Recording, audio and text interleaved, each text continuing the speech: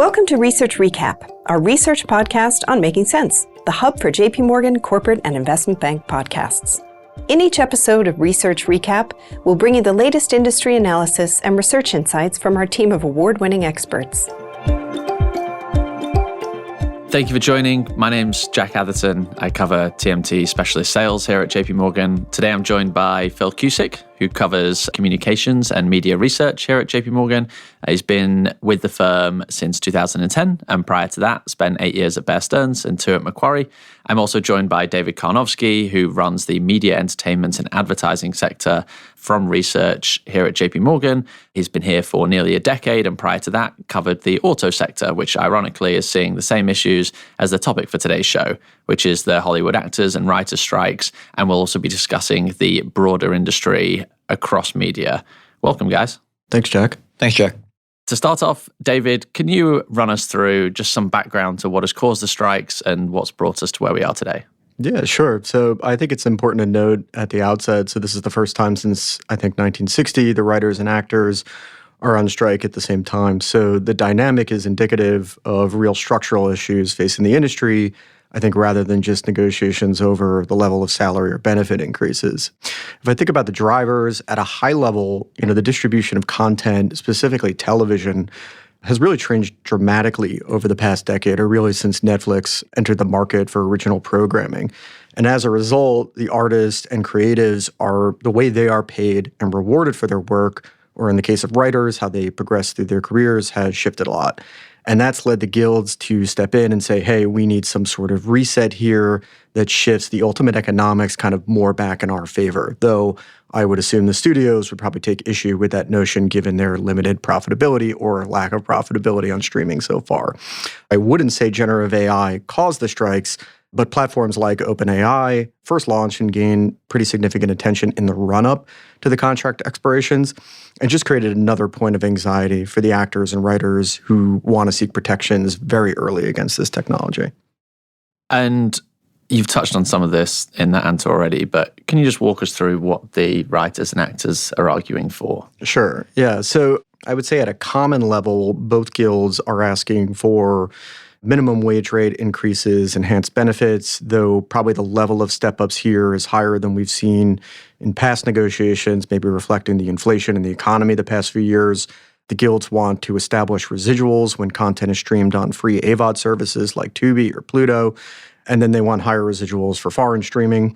One of the more complicated topics is that the guilds want to tie residual payments on streaming to some kind of success metric. So if you wrote or starred in a movie or show that's suddenly seeing a resurgence of interest, think Suits on Netflix right now, there should be some sort of compensation for that.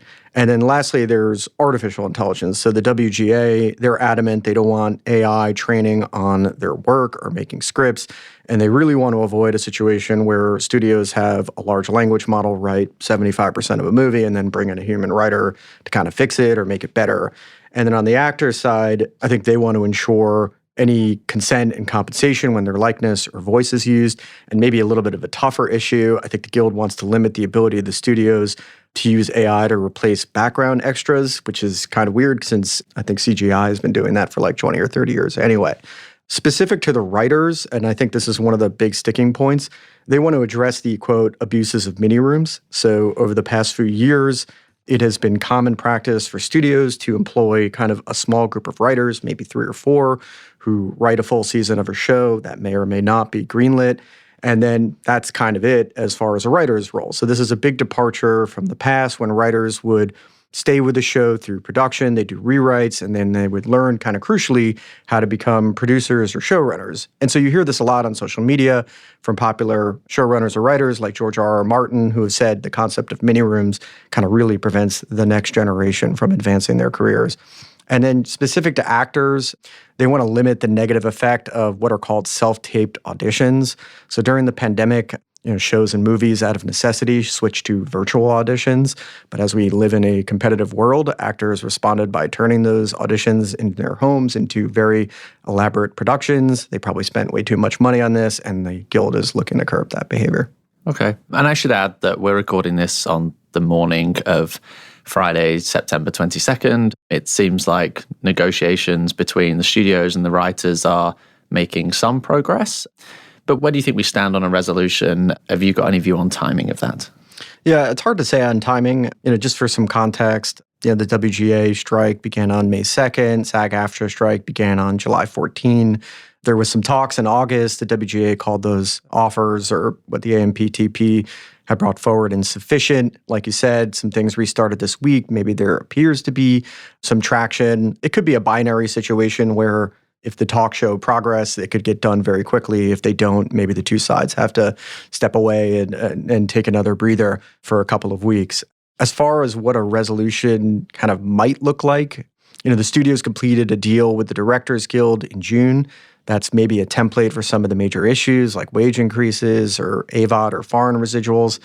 On matters like mini rooms, AI, success-based payments, there's really going to have to be some sort of compromise. I think the really complicated one, in my opinion, is residuals based on some sort of a success metric, because how do you even define that in streaming, right?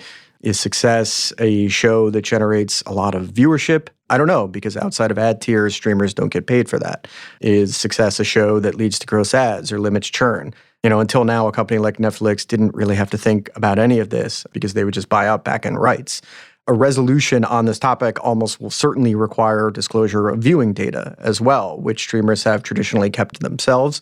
And that could be really interesting because outside of a few select press releases or top 10 lists, we have no idea how big the audience is for most shows or movies on these services, especially the ones that don't perform well and cost a lot.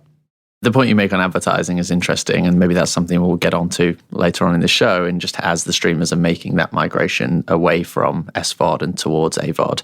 Shifting gears a little bit, you both cover companies in the entertainment space that are exposed to this. Phil, can you just talk about some of the negative implications for the companies that you cover as a result of the strikes? Yeah, so early on, the companies that create content for a living, they make shows and they sell those to other companies, whether it's a TV show or a movie, are not performing, right? So movies are being pushed out, shows are not happening, and so the performance of those on a revenue basis is being pushed out.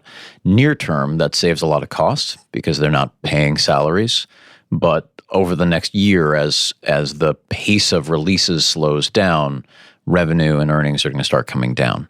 The next piece, of course, is that the products that companies are putting on their streaming services, the pace of releases is starting to come down as well. And so the number of new shows and hits available on a variety of streaming services is really starting to slow, especially for companies that rely on US or European production.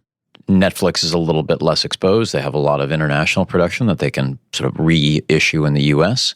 But as those streaming services have less content, especially in a world where they're all raising prices, that might become less attractive for customers, and we might start seeing churn start picking up. And that would, I think, get these companies' attention very quickly. So that's interesting. You touched on the fact that there is potentially a slower release slate for some of these streaming companies, which also comes at a time that they're all raising price, one of them being Disney. They hosted an event down in Florida this week.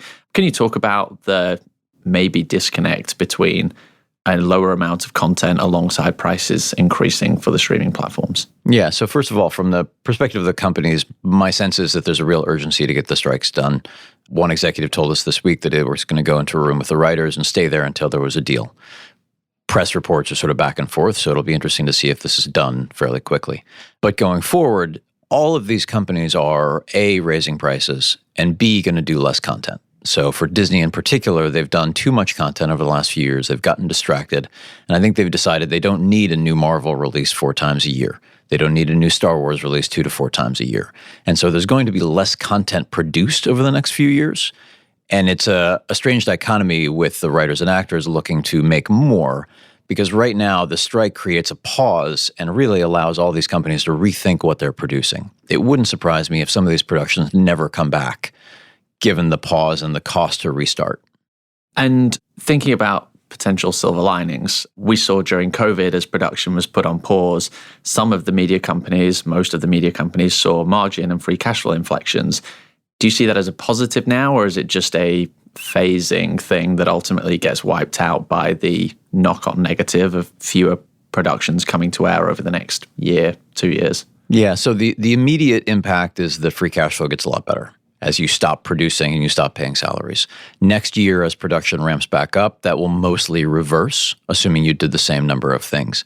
But again, I think that the trend is toward fewer productions going forward, and that would happen whether there were strikes or not.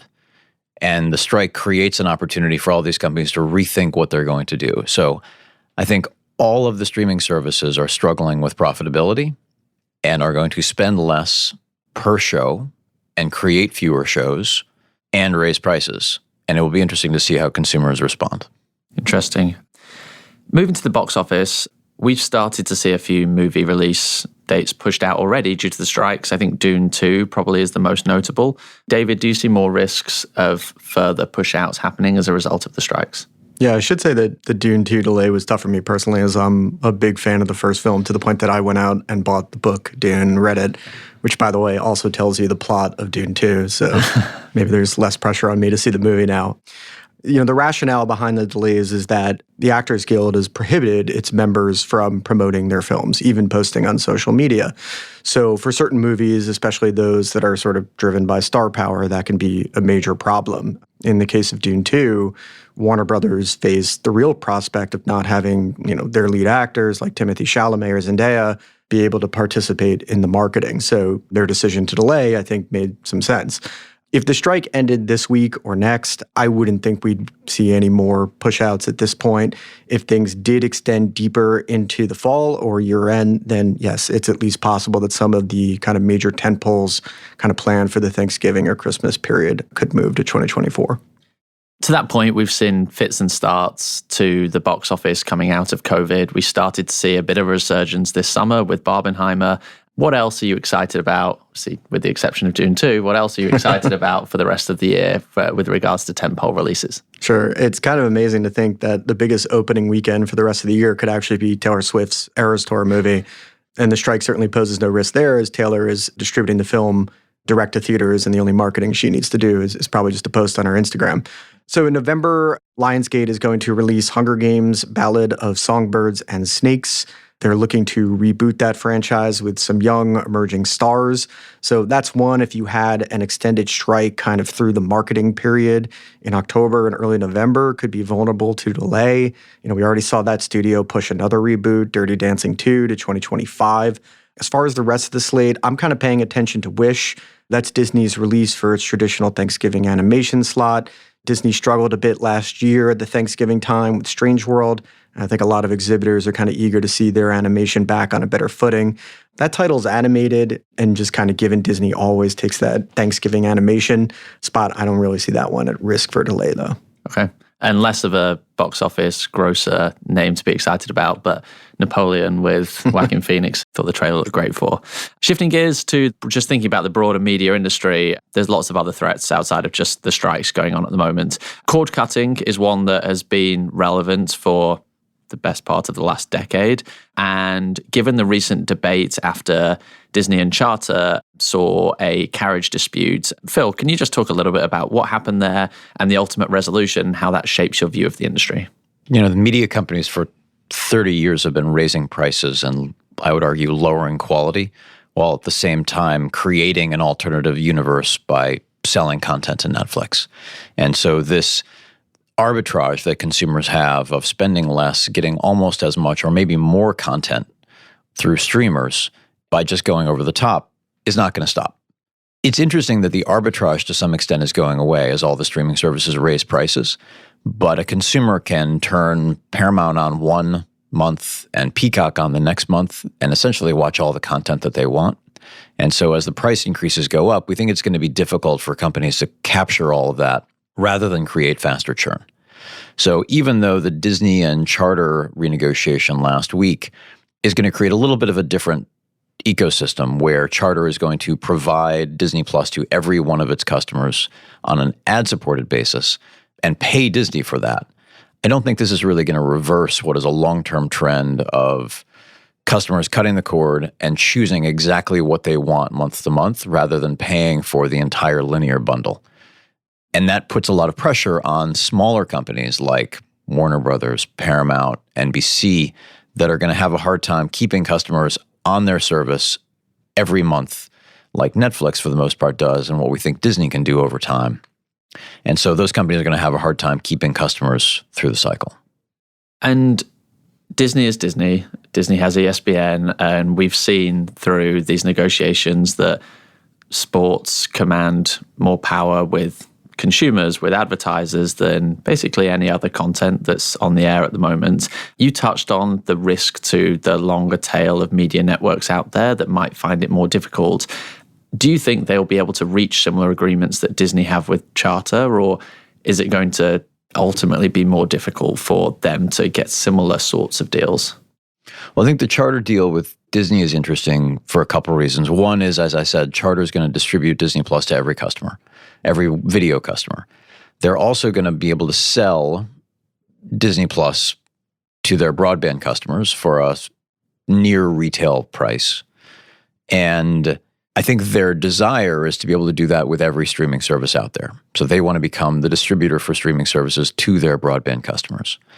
But from a perspective of again, Peacock or Paramount or Warner, you need to have enough content there to keep customers interested every month. I don't think Charter is going to want to force people to stay on the service all the time. The other interesting thing about that Disney deal was that Disney's dropping 9 channels with Charter, which is going to save Charter about $2 a month. If you look at some of these other companies, Paramount in particular, they have dozens of channels that have very little viewership but cost money. And I think you're going to see those going away over the next few years as the contracts are renewed. That will save Charter some money. They'll see a price increase on the core services, but a lot of those sort of non-relevant channels are going to start to disappear. So MTV, Nickelodeon. Not MTV and Nickelodeon, but MTV4, Nick 3. Yeah. Things like that are going to fall away. Okay. And then coming back to sports, in a cord-cutting world, as I mentioned, sports really feels like the main reason linear still has relevance. David, can you talk a little bit about some of the upcoming rights renewals that we're looking forward to? There was one announced just yesterday with WWE. Where do we stand there? Yeah, sure. So there's probably 2 kind of major rights renewals coming up that we're paying a little bit of attention to. The first, obviously, is the NBA. That's the largest rights renewal up for at least the next decade, and the league has been kind of forward with the media that they are looking for a big increase. I think every major sports buyer is going to be interested in this package, and the resulting distribution, I think, is a potential preview of how future rights may be divided up. In particular, we're going to be interested to see how much game inventory the NBA decides to allocate exclusively to streaming. Companies like Apple and Amazon, I think, are going to be interested. And then also how much they lean back into broadcast television, right, which has seen a resurgence in interest from leagues and conferences given its reach. The other renewal that I'm paying attention to actually is NASCAR, which is in the market right now. This is a rights package that was arguably expensive when it was negotiated in 2013. And in the interim period, you've seen viewership for the sport decline pretty significantly, and its linear television partners have come under pressure. The NBC Sports Network, for instance, even shut down. So until recently, every league, conference, or promotion that came to the market to sell their sports rights has seen an increase, including the one that you just mentioned that was out in the press yesterday. That started to break recently with the Pac-12, which is a college conference that was nearly or might be decimated from not finding a sufficient rights contract. And so it'll be interesting to see, can NASCAR be another promotion that sees an increase, or are kind of the facts of the ecosystem right now going to result in a decline? What I would add to what we talked about earlier is that as you think about the sports ecosystem, if you're a viewer and you have Peacock, Paramount, and soon if you have Max, you're going to get all the sports content that those companies provide, NBC, CBS, and Turner and TBS. You're going to be able to see those over the top. Sports has been sort of a reason for people to stick around in the linear ecosystem, and that's starting to fade. I would argue that Fox, which doesn't have a streaming product, and ESPN, which so far doesn't stream, are holding up the ecosystem. But within the next 2 years, we expect to see ESPN over the top. And if you're a sports viewer, at that point, all you'll really be missing is Fox. And they probably will go that way at some point as well. So that pace of linear decline is going to keep going and maybe accelerate as people can get sports other ways than just paying for broadcast. And does that over-the-top product ultimately stay within the cable bundle? And we talked about the charter renewal. It kind of keeps the cable bundle alive. Is that how you think ultimately we end up? I don't think the cable bundle stays alive. I think the arbitrage is too real and customers are too interested in getting exactly what they want when they want it for most people to pay for the bundle. It's not going to go away. It's not going to be a step change. But we've been seeing the linear ecosystem go down by 8% a year for the last 5 years. And I think it will probably stay at that pace for a really long time. And David touched on big tech getting involved in sports rights. We saw the Sunday Ticket this season move over to YouTube TV. Where does that shake out? I'd say that's probably, and you've obviously got Thursday Night Football on Amazon Prime. These are sort of edging their way into big tentpole type licenses in sports. Does that just continue? Do they keep investing more? Do they potentially start to think about taking stakes in some of these big networks, as has been intimated around ESPN? Where does this shake out? So it's interesting. I thought Amazon did a good job with Thursday Night Football last night, but Amazon in general has pulled back somewhat from some of their higher spending efforts. There's been a lot of headlines in their media efforts that they've pulled back on some shows. They actually introduced a price increase for Amazon Prime this morning of $3 a month if you want an ad-free Prime video service. And so it feels like some of these companies are evaluating how important the media ecosystem is for them, whereas Apple still seems very invested in video. YouTube just signed up for Sunday Ticket, which is a tremendously expensive product with historically low viewership. And so it will be interesting as ESPN wants both distribution and content. It seems like those big three tech companies are really the only possible partners. And so among them, Google and Apple seem more viable today than Amazon.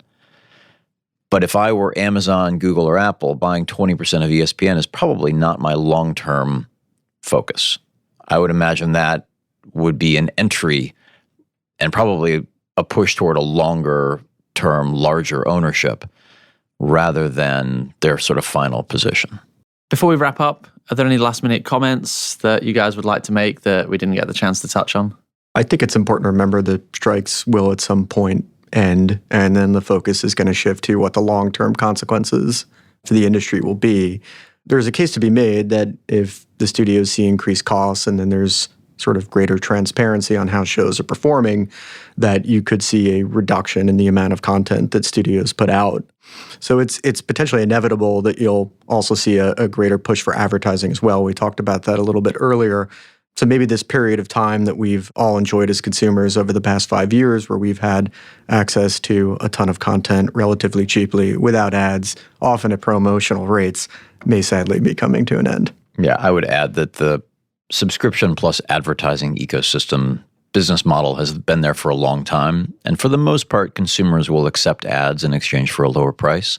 I think we're going to see all these services go to a much more of an ad-supported ecosystem than we've seen in the past. Even Netflix has gone that way, and I think it's going to continue down that path. But I agree with David in that the amount of content being produced is clearly going to start coming down. And the amount that companies are spending on this is probably going to come down as well. And so from a consumer perspective, the wealth of video content available is probably going to fade a little bit over the next few years. Well, thank you both for joining today. Just to summarize, we talked about the strikes. We talked about what the writers and the actors guilds are looking for and a potential path to the resolutions. I thought that the comment on AI was particularly interesting as part of that debate. We touched on the box office and potential further disruptions that are coming as a result of the strikes. David voiced his frustration with Dune 2 being pushed out, having watched the first movie and read the books. We discussed the changing media landscape more broadly with regard to some of the carriage disputes that have been ongoing and what that means for the broader industry and the potential that over time there is going to be less content, we're going to be paying more money, we're going to be receiving more ads.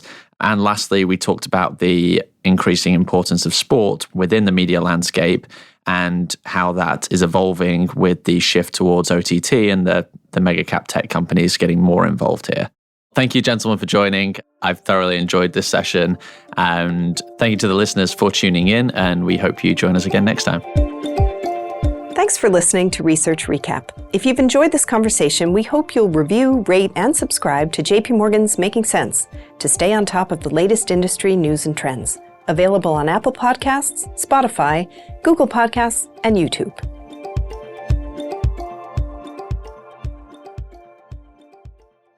This communication is provided for information purposes only. Please read JP Morgan research reports related to its contents for more information, including important disclosures. Copyright 2023, JP Morgan Chase & Co., all rights reserved.